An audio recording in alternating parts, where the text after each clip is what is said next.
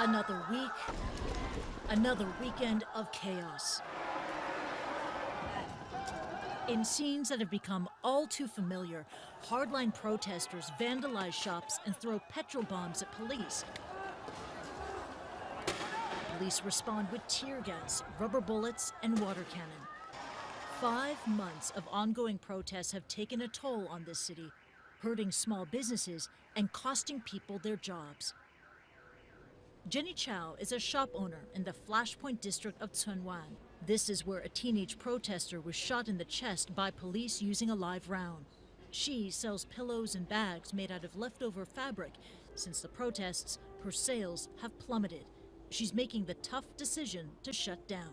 We don't have business, so no people's going out and no tourists because of they blocked the airport. So not so many tourists right now. So for me, like dropping 90%. For most of our friends, they're dropping at least 50%. They all have to quit the tenancy and then stop the business. Hong Kong Financial Secretary Paul Chan says the impact of the protests on the economy is comprehensive as the city faces 2 consecutive quarters of contraction. That's the technical definition of a recession. Now, Hong Kong had already been hard hit by the U.S.-China trade war as well as China's slowing economy, but the ongoing and relentless protests have packed a devastating punch. Violent clashes have forced stores and restaurants to close repeatedly and have turned visitors off from the city.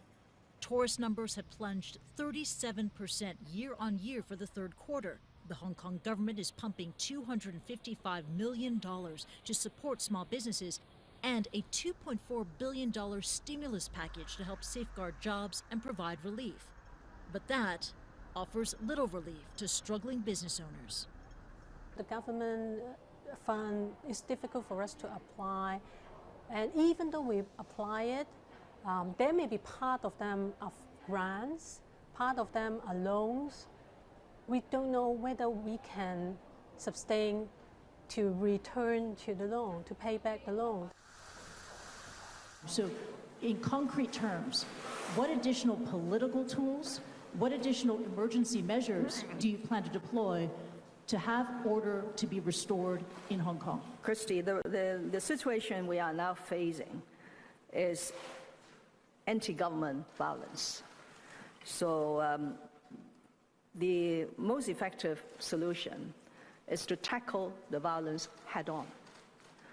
For the government to resort to measures that will appease the violent rioters, I don't think that is a solution. In Chunwan, Jenny Chow is bracing for another weekend of chaos, dragging the economy and her dreams down with it. Christy Lu Stout, CNN, Hong Kong. They did not respond to commands in Arabic to surrender, and they continued to threaten the force. They were then engaged by the raid force and killed. There were 4 women and 1 man. After this engagement, and once established inside the compound, U.S. forces discovered Baghdadi hiding in a tunnel. When capture at the hands of U.S. forces was imminent, Baghdadi detonated a bomb he wore, killing himself and 2 young children that were with him. The number 2 is a change. We originally thought there were 3 children with him, and this is the number we originally reported up the chain of command. We now know the number to be 2 based on subsequent debriefing. A total of 6 ISIS members died on the objective. 4 were women, and there were 2 men, including Baghdadi.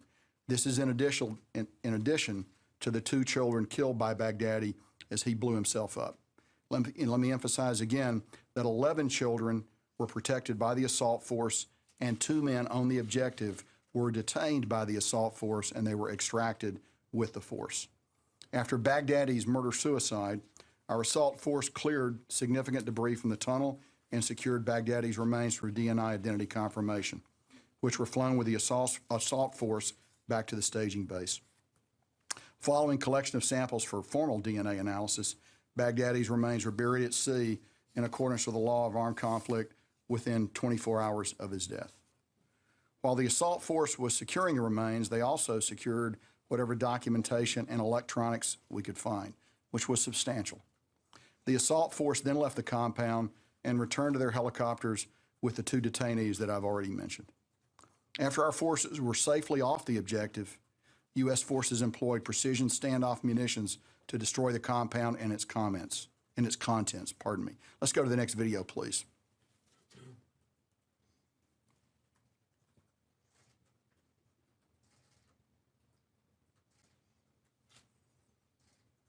So what you'll observe are U.S. standoff munitions striking the compound.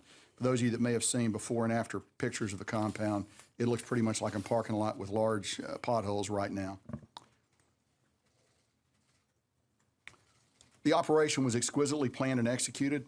It demonstrates the United States' global reach and our unwavering commitment to destroy ISIS, bring its leaders to justice, and to protect America and others from people like Baghdadi. The mission was a difficult, complex, and precise raid that was executed with the highest level of professionalism and in the finest tradition of the U.S. military. Since there is a significant interest in military working dogs, I wanted to provide a little background information on this fine canine. Next photo, please. And actually, let's go back a moment. Before I actually go to the dog, I would just like to show you the before and after pictures of the raid compound. You can see the way it looked before, and you can see the way it looks, the way it looked afterwards, so it's pretty clear. I can say without a shadow of a doubt that Dr. Latson rises to the top as the best principal I've had throughout my teaching career. Despite pleas from his supporters, the school board voted to fire former Spanish River High School principal William Latson. His lawyer made one point clear. He is not anti-Semitic. He believes the Holocaust is factual. The topic had gotten Latson in hot water. Back in July, Latson was removed as principal and reassigned after emails surfaced from 2018 that showed him telling a parent he could not say the Holocaust was a factual event.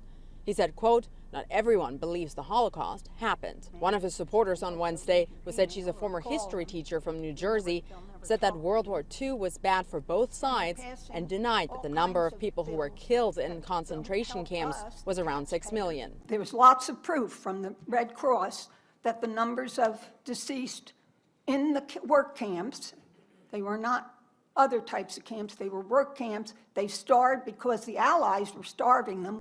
We tried to speak to Latson after the decision, but he would not answer our questions.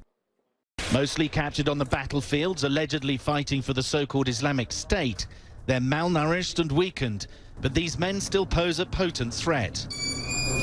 Their guards are from the Kurdish-dominated Syrian Democratic Forces, and they're all that stand between these men and freedom to rebuild a terrorist army. The Syrian Democratic Forces are responsible for detaining nearly 10,000 ISIS fighters. This is their responsibility and a burden that they have shouldered. The coalition provides some advice to that, and we understand that it is a threat that some of the detainees might want to break out and be free. My organs are out. Some say they just want to go home, like this man who says he's British. To leave prison, to go back home to my family. Since Turkey's incursion into Syria to drive the Kurd-dominated SDF away from its borders after decades of conflict with Kurdish separatists, the Kurds say about 800 alleged ISIS fighters have escaped from prisons like this one near Hasaka.